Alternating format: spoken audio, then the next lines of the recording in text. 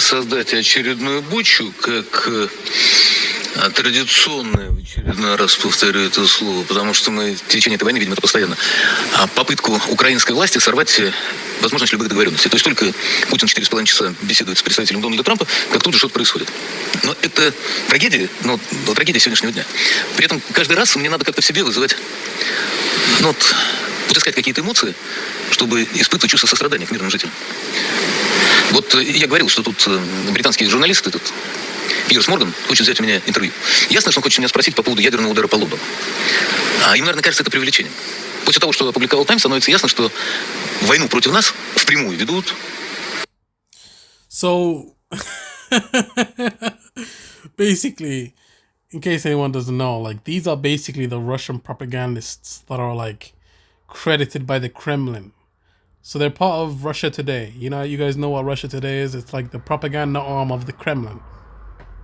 So all these people do is basically they make videos and content about the war so that they can shape public perception at home. So that they can make sure that the morale of the people are not so low. Like, you know how Goebbels was the propaganda machine, propaganda arm of the Nazis?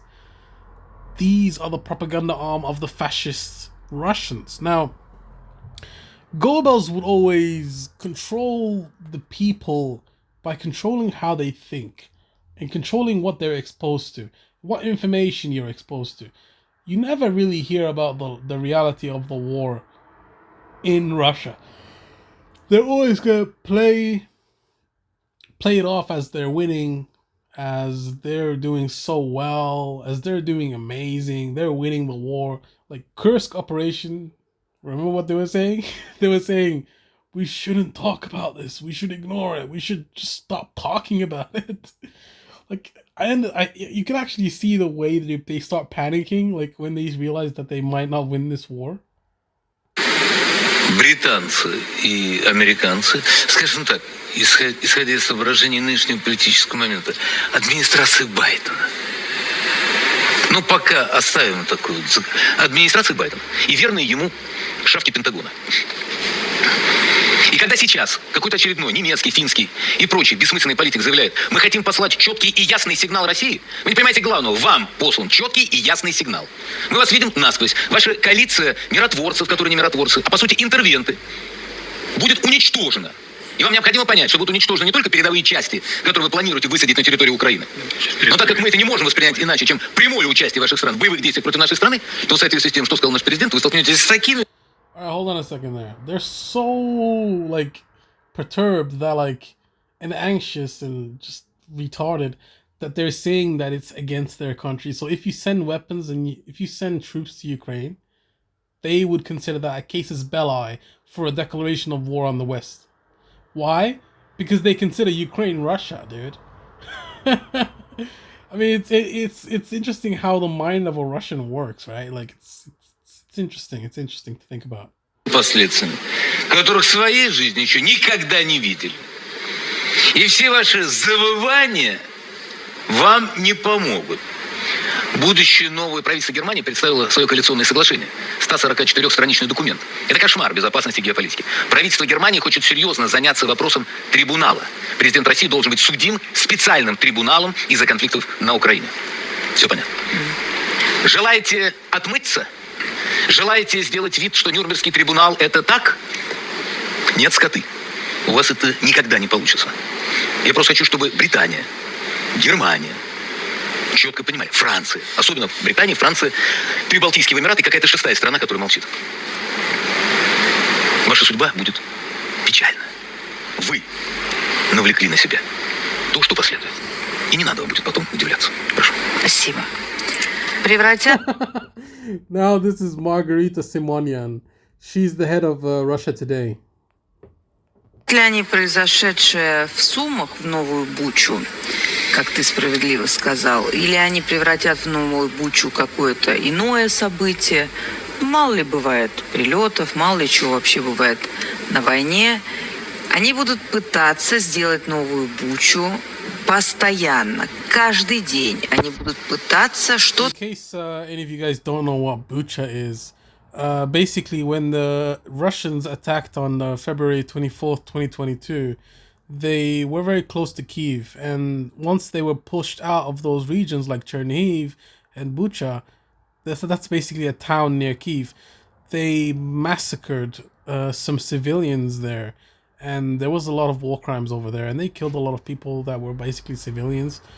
And they tried to cover it up by saying that that never happened. Of course, the Russians are always going to deny the truth, but the point is, like, she's lying. That's what they do, you know? And they commit lots of atrocities, and then they claim that that didn't happen. So they try to rewrite history as well, which is interesting. Такое учудить. Почему? Потому что это единственный способ для них сейчас продлить войну. Если все будет идти так, как оно идет, очевидно утомление Трампа несговорчивостью, да и вообще маловменяемостью Зеленского. Очевидно его нежелание выглядеть смешным в глазах собственного электората, когда он говорил, что закончит войну на один день, если его выберут. Его выбрали. Теперь он говорит, что это было все-таки преувеличение. Но преувеличение тоже не может быть преувеличением бесконечным. Если он ее не закончит хотя бы за 1 год, все-таки он немножко будет выглядеть смешным. Поэтому она будет закончена. Мы все видели сообщение Рейтер. I don't know, man. I can't really listen to this shit. Like, that's why I'm fast forwarding it. О том, что вроде бы Уитков сказал, что войну можно легко закончить, если отдать России эти территории, которые для нас с вами уже так и есть наши. So that's the Witkoff plan that she's referring to. As you guys can see, this is what they're saying. They want there to be a complete 18-mile demilitarized zone in Kiev, north of Ukraine, all across the border except for the west of Ukraine. That part's going to be not demilitarized, and there's going to be a peacekeeping force.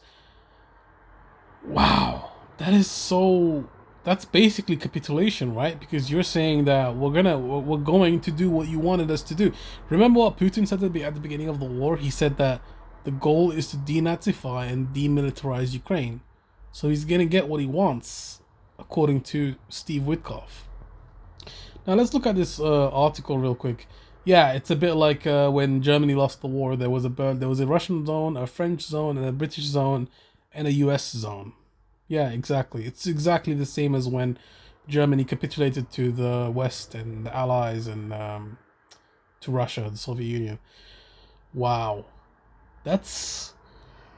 I mean, I don't think the Ukrainians would accept that, right? Like, you think the Ukrainians are just going to accept being basically balkanized and defeated? Like, it doesn't seem very realistic. Которые для нас с вами уже так и есть наши территории, которые, понятно, мы никому не отдадим. Поэтому им рассчитывать больше не на что, хохлам я имею в виду. Они будут стараться сделать что-то такое впечатляющее, после которого никто не станет считать до 10, до 110 и 120 и примет какое-то резкое решение, могущее оказаться необратимым. К чему все это приведет дальше, они же об этом не думают. А то, что если этого не произойдет, все ведет к завершению войны, и они, в общем-то, дают заднюю, я имею в виду Запад, по сравнению с тем, как они вели себя все предыдущие 3 года. That's enough of Margarita Simonian, guys. Anyways, thanks for watching. Peace.